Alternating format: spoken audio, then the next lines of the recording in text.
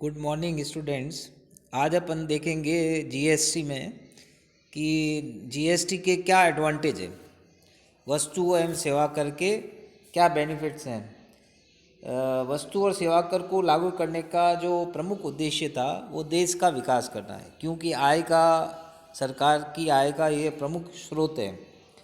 तो इस आधार पर अगर देखें अपन जीएसटी के क्या क्या लाभ हैं। कर पर कर का प्रभाव समाप्त।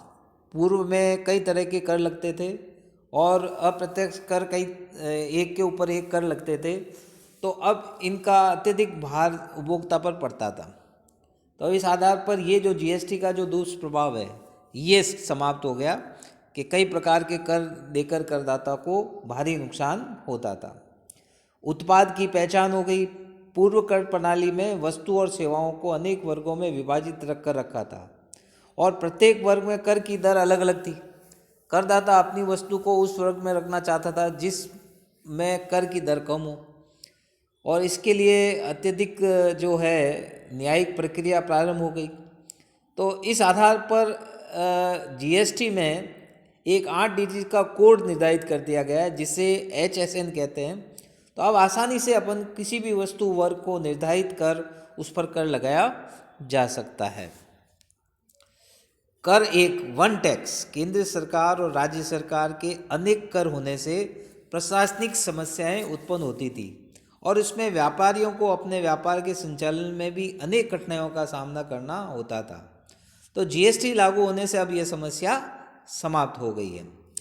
उत्पादों के मूल्य में कमी। जीएसटी उत्पादन के स्तर पर ही लगा दी जाती है, जबकि लगातार कर जमा मिलने से इसकी वसूली तब होती है जब वह वस्तु अंतिम उपभोक्ता को बेची जाती है।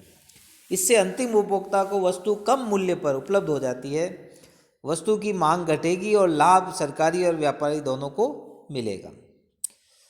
आसान अनुपालन। कर की अनुपालना में पंजीकरण और कर प्रतिवेदन प्रस्तुत करना, कर का भुगतान करना आदि सारे कार्य अब ऑनलाइन होते हैं और उसको आसानी से सामान्य ज्ञान वाला व्यक्ति कर सकता है। तार्किक और न्याय संगत कर।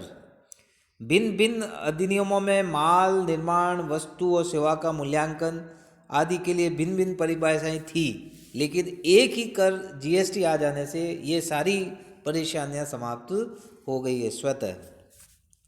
लेन देन की परिभाषा के संबंध में वैचारिक भिन्नता समाप्त। अनेक प्रकार के लेन देन इस प्रकार के होते हैं कि उन्हें वस्तु की बिक्री मानी जाए या प्रदत्त सेवा मानी जाए, इसमें संदेह रहता है क्योंकि उनकी प्रकृति मिश्रित होती है। इससे यह नहीं तय हो पाता है कि उन पर वैट लगेगा या सेवा कर। लेकिन जब वस्तु और सेवा कर एक ही हो गया है, एक ही अधिनियम है, तो यह समस्या भी अब समाप्त हो चुकी है। एक रूपता। केंद्रीय और राज्य की कर प्रणाली और रचना में करारोपण, कर मुक्ति और कर की दरों में अंतर था, जिनसे अनेक समस्याएं उत्पन्न हो रही थी, लेकिन जीएसटी के आने के बाद उसमें एक रूपता आ गई है। निर्यात हेतु वरदान। जब घरेलू बाजार में वस्तु की लागत कम पड़ेगी तो निर्यातक भी कम मूल्य पर वस्तु का निर्यात कर पाएंगे। तो इससे जीएसटी से जो एक्सपोर्ट है वो बढ़ गया है। श्रेष्ठ राजस्व संरचना। जीएसटी के आने से कर आधार बढ़ेगा और जो सरकार की आय है वो बढ़ेगी, उसका दायरा बढ़ेगा और उसके आधार पर जो है देश का विकास भी होगा। कर की चोरी पर नियंत्रण। जीएसटी में अधिकांश कार्य कंप्यूटर की सहायता से होने वाला है और व्यापारी को कर जमा तभी प्राप्त होगी जब वो माल बेचते समय बिल काटे। इससे कर की चोरी रुकेगी। अप्रत्यक्ष कर अर्थात आय का संग्रहण में वृद्धि। पूर्व में अनेक व्यापारी क्या होते थे कि बिना बिल काटे माल क्रय विक्रय करते, लेकिन अप्रत्यक्ष व्यय कर की चोरी होती थी। अब ये करीब करीब समाप्त सा हो गया है और इससे बिल बनने लगे हैं और टैक्स जो है वो जमा होने लग गए हैं। तो इस आधार पर ये कह सकते हैं कि इसमें कलेक्शन जो है वो बढ़ जाएगा। अगर अपन डिसएडवांटेज देखें अपन ऑफ जीएसटी, वस्तु और सेवा कर की हानियाँ अगर देखें तो हानियों के रूप में जो परेशानियां सामने आ रही है और व्यापारी वर्ग में निर्धारित प्रक्रिया पूरी करने में जो समय लग रहा है, तो उससे कुछ हानियां जरूर सामने आ रही है। एक तो कंप्यूटर की जानकारी का अभाव, क्योंकि जीएसटी का सारा कार्य कंप्यूटर पर आधारित है और कंप्यूटर का नॉलेज सबको आवश्यक नहीं है, इसलिए व्यापारी को कर्मचारी रखने पड़ते हैं, ये उनकी समस्या है। निजता का अभाव, जीएसटी में व्यवसाय के सभी रिकॉर्ड्स कंप्यूटर पर रखे जाते हैं। यदि कोई व्यक्ति डेटा हैक कर ले तो व्यवसाय की गोपनीयता भंग हो सकती है। प्रणाली की सुरक्षा का अभाव, जीएसटी वेबसाइट से भारत के सारे कंप्यूटर जुड़े हैं, यदि उसमें कोई दोष उत्पन्न हो जाएगा तो व्यावसायिक गतिविधियों में अवरोध आ जाएगा। दोहरा कर रोपण, जीएसटी अपने आप में विभिन्न करों का समूह है। पहले स्थानीय विक्रेता द्वारा किसी वस्तु का विक्रय करने पर केवल वैट लगता था, अब जीएसटी और सीजीएसटी दोनों लगते हैं।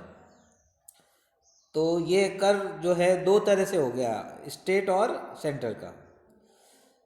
एसजीएसटी और सीजीएसटी के मध्य आपस में कर की जमा नहीं मिलती है, क्योंकि अगर आपने देखा कि जो टैक्स क्रेडिट वाला सिस्टम है उसमें एसजीएसटी को सीजीएसटी से एडजस्ट नहीं कर सकते, सीजीएसटी को एसजीएसटी से एडजस्ट नहीं कर सकते। जीएसटी ने कुछ उद्योगों को बुरी तरह प्रभावित किया है। कुछ उद्योगों को जीएसटी ने इतना प्रभावित किया है कि बंद होने के कगार पर है। यह उद्योग पहले से नोटबंदी की मार झेल रहे थे और फिर जीएसटी में पहले की तुलना में अधिक कर है, तो उससे उनको हानि हो रही है। कुछ राज्यों पर भी विपरीत प्रभाव पड़ रहा है, क्योंकि जीएसटी अंतिम बिंदु पर कर है। तो जिस राज्य में उत्पादन हो रहा है और जिस राज्य में उपभोग हो रहा है, तो उत्पादन अलग जगह हो रहा है, उपभोग अलग जगह हो रहा है, तो उपभोग वाले राज्य को ही इसका बेनिफिट मिलता है, इसलिए जो दूसरे राज्य जहाँ उत्पादन का कार्य है उनको नुकसान होता है। तो ये जो हानियाँ हैं वो हानियाँ जीएसटी के कारण है, लेकिन फिर भी कुल मिलाकर ये जो जीएसटी है ये एक अप्रत्यक्ष करों का एक सही समायोजन है जो सरकार द्वारा किया गया है, और ये भविष्य में यही चलने वाला जीएसटी है।